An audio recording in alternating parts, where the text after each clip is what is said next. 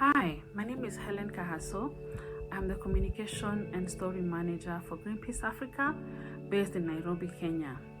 In 2020, we received some very alarming news that the American Chemistry Council was trying to lobby the US government to use the Kenya US trade deal to flood plastic waste into Kenya and use Kenya as a gateway to dump plastic waste into Africa. This is not a unique case.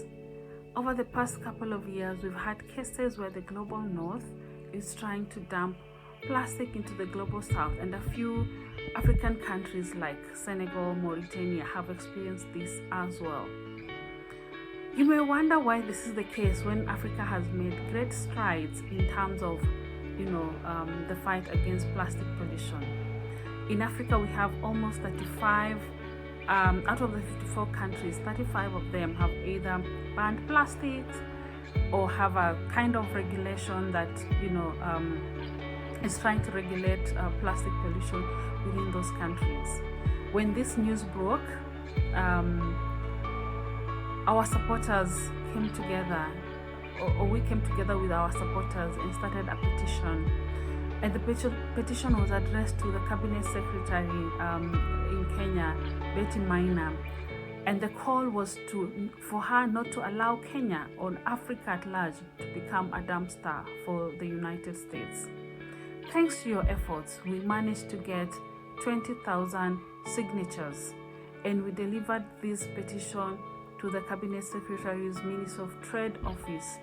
And because of that, the CS came out in public and said that Kenya is not going to go against its own environmental standards just to accommodate a deal or a request from the SEC to dump plastic waste into Kenya.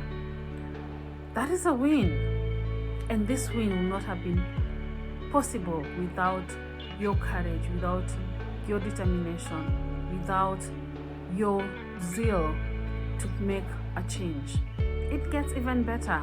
Just recently, we just concluded the United Nations Environmental Assembly, what is popularly known as UNEA.